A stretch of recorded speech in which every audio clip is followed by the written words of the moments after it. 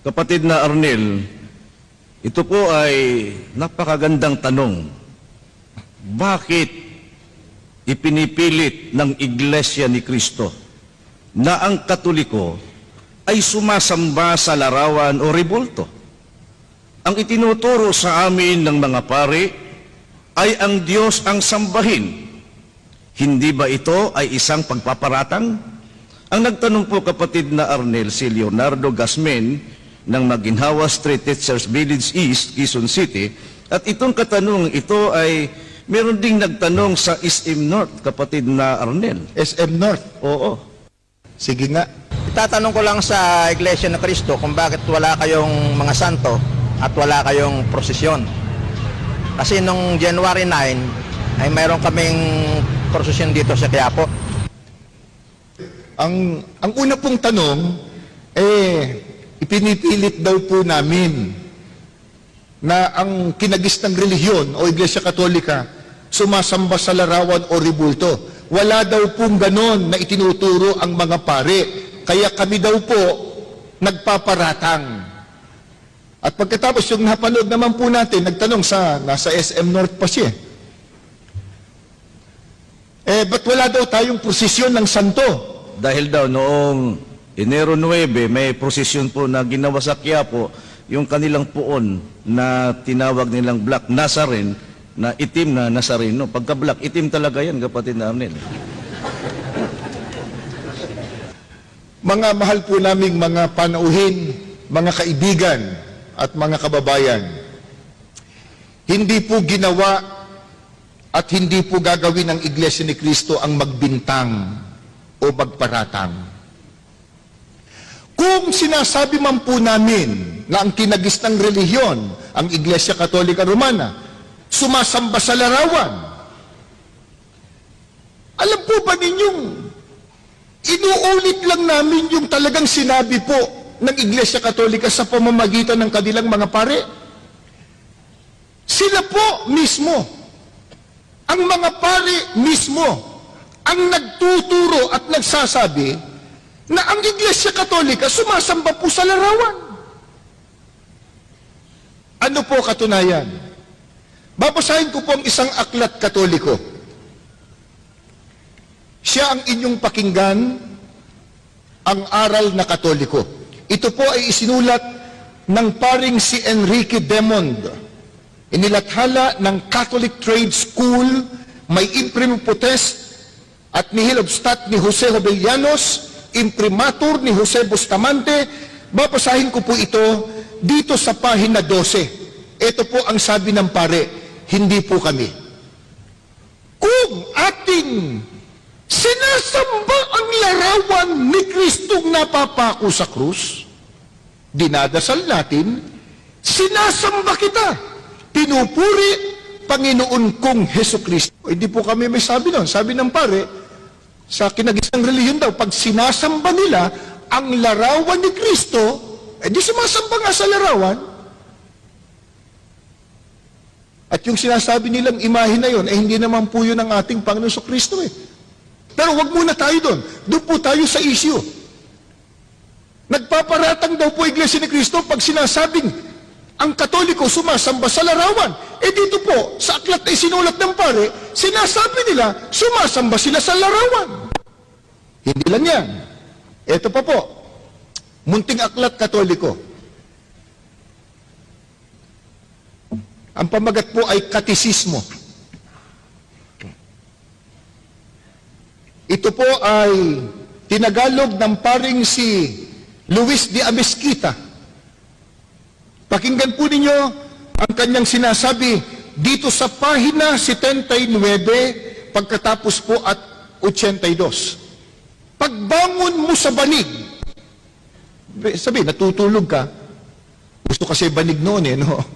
Ngayon, hindi na yata uso banig Pagbangon mo sa banig, agad kang manikluhod sa harap ng isang krus o isang mahal na larawan. Bakit daw? Ituloy natin. Kung maninikluhod ka sa tapat ng altar, magwika ka ng ganito, sinasamba kita. Hindi po kami may sabi. Dito po sa aklat na isinulat ng pare, ang utos, pagbangon na pagbangon mo sa banig, ni hindi ka pa daw nakapaghihilamos o nakapagmumumog. Agad ka na daw manikluhod sa isang larawan o sa isang krus. At pagka nakaluhod ka, ang sabi ng pare, sabihin mo, sinasamba kita. And totoo, doon pa lang ka, Joel, sa aktwasyon, nakaluhod. At doon sa sinasabi, halata mo na kahit itanggi pa hindi kami sumasamba. Ba't ka nakaluhod? Hindi kami sumasamba. Ba't sinasabi ng bibig mo, sinasamba kita? At sa Biblia po, yung pagluhod, katumbas nun, pagsamba eh. Ito po, babasahin ko po itong awit 95. Ang talata po ay 6. Pakinggan po ninyo. O magsiparito kayo, tayo'y magsisamba at magsiyukod. Tayo'y magsiluhod sa harap ng Panginoon na may lalag sa atin. Yung pagluhod, katumbas pagsamba.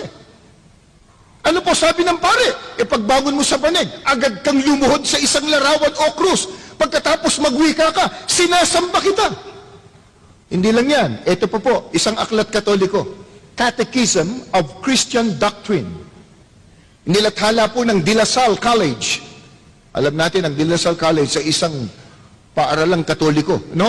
Catechism of Christian Doctrine, babasahin ko po, ayon na sa pagkakaliwat sa ating wika, sa pahina 95 po.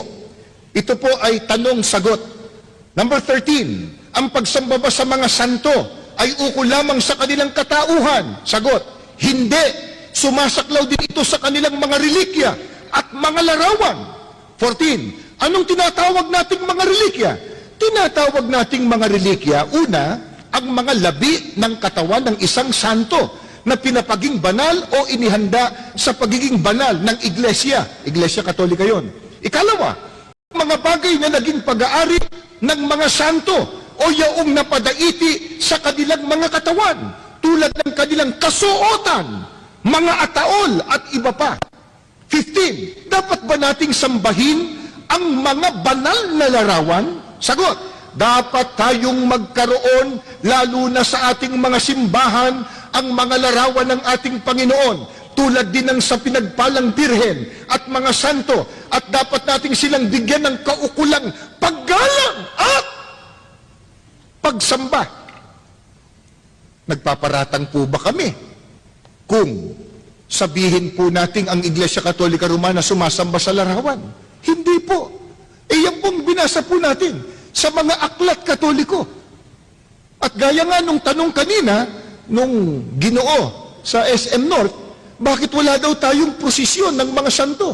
Yung mismong katunayan po ng kinagis ng reliyon, lumuluhod, nagproposisyon, sumasamba sa mga larawan o sa mga ribulto. Kaya hindi po kami nagpaparatang kung sinasabi po namin yon. Yan po, nakasulat mismo sa mga aklat Katoliko. Ang kanila pong pangangatwiran, kapatid na Arnel, tanggap na nila na talagang iniutos ng pare ng Iglesia Katolika na ang mga larawan ng mga santo na kinikilala nila ay kanilang sinasamba. Pero bakit pa raw natin pinupuna yung kanilang ginagawang pagsamba sa mga larawan? Hayaan na lang daw natin sila.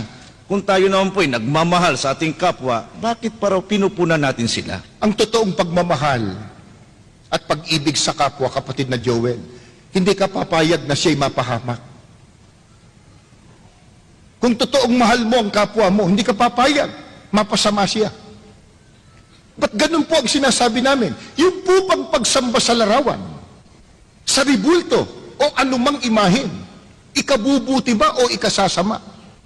Ang babasahin ko po, Biblia na.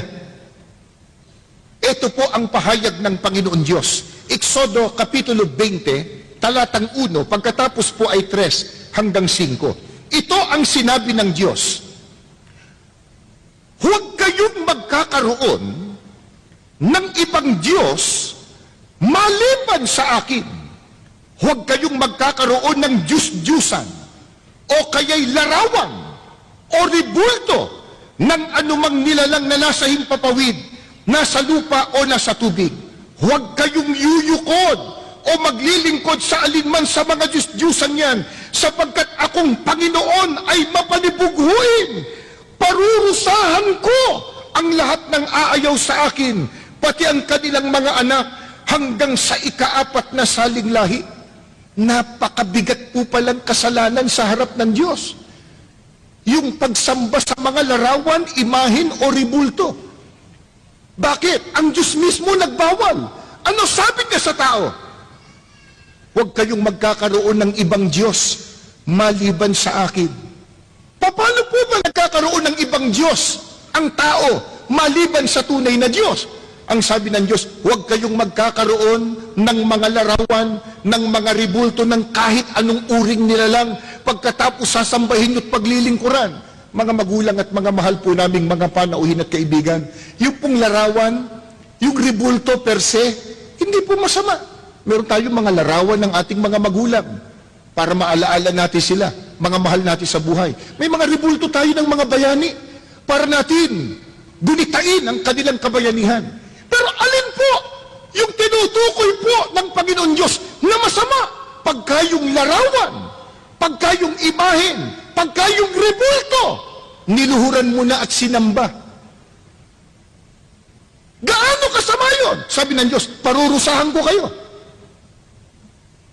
Kaya kung pinupo naman po natin, hindi lang naman pong kinagis ng reliyon, lahat ng uri ng paniniwalang sumasamba sa mga Diyos-Diyusan o larawan, pinupuna po natin, hindi po para sila po'y tulig sa inlang. Hindi po.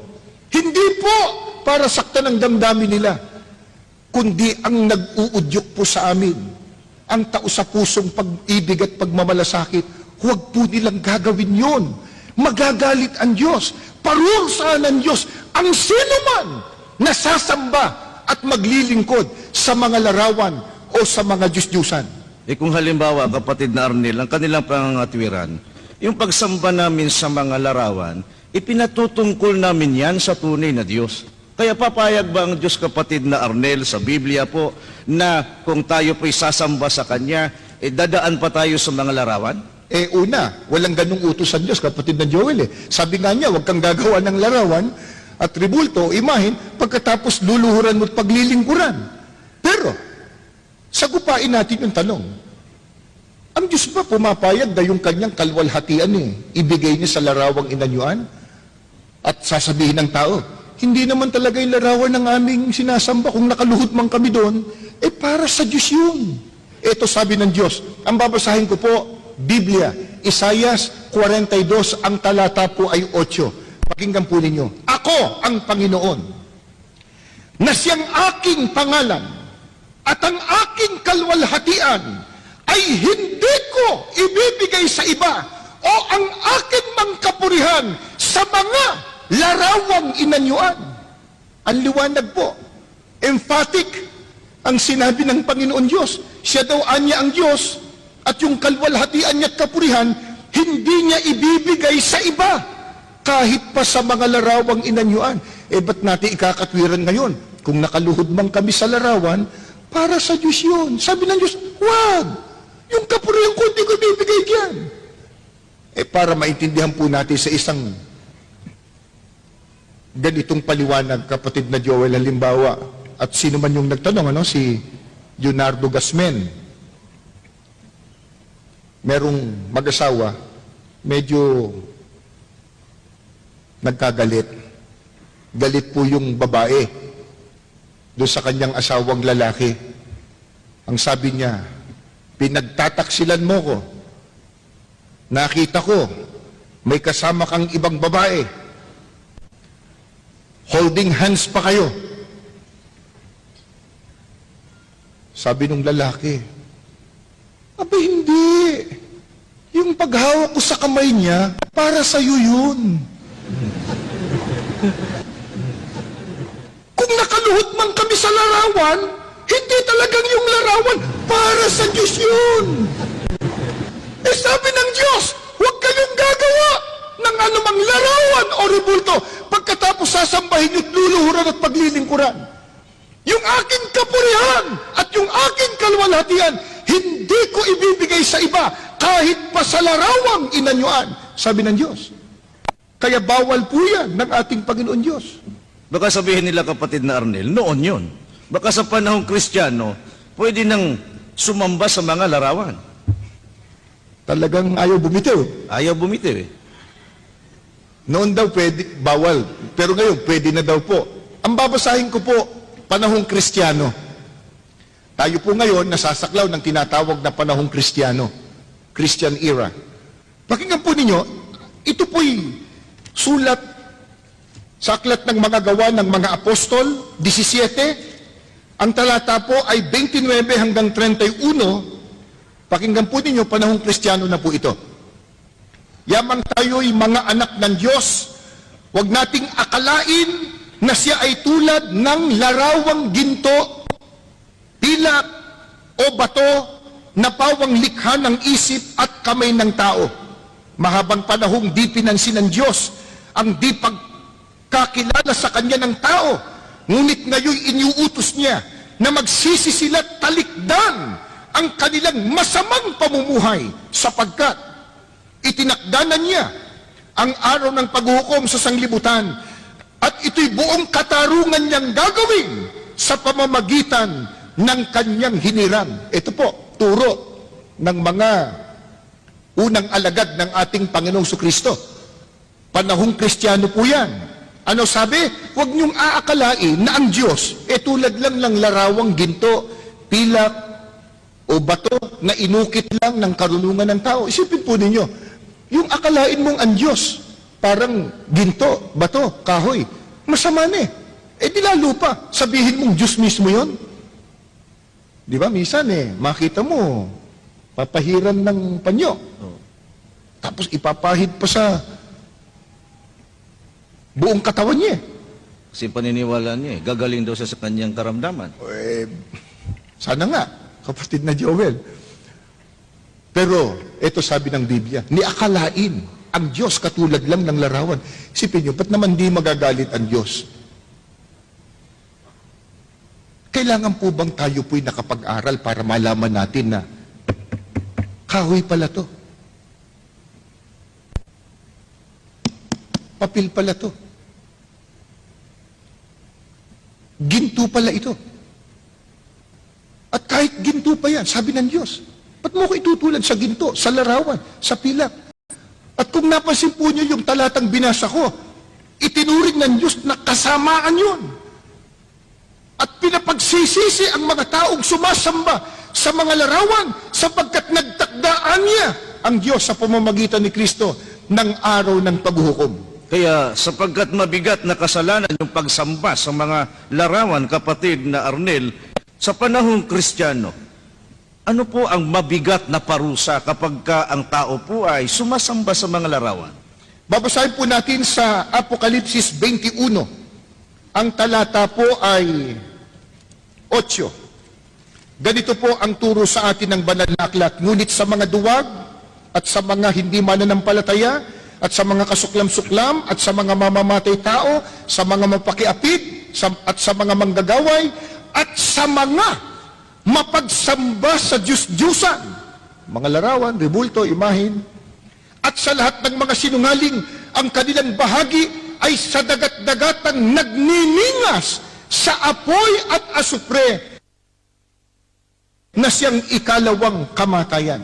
Ibig lang po sabihin, hindi po maliligtas pagdating ng paghukom. Bagkus mapapahamak sa dagat-dagatang apoy ang mga tao po na nahulog sa pagsamba sa mga Diyos-Diyusan, sa mga larawan o sa mga imahen. Kaya kung sakali po naririnig po ninyo na pinupuna po namin yung ginagawang pagsamba ng ibang mga tao, ibang relihiyon sa mga larawan, inuulit po namin. Hindi dahil sa nais po namin manakit ng damdamin o kaya ay sakta ng kanilang kalooban. Hindi po. Nais lang po namin na huwag silang mapahamak. Iwan yung masamang pagsamba sa Diyos-Diyusan. Ang sambahin po natin ang Diyos na makapangyarihan sa lahat. Isipin po ninyo. Sa panahon natin ngayon, di ba? Nagsisikap halimbawa ang mga alagad ng batas, ang mga iba't ibang ahensya ng gobyerno, para sugpuin yung mga salot na nangyayari sa ating lipunan. Halimbawa, yung drug addiction.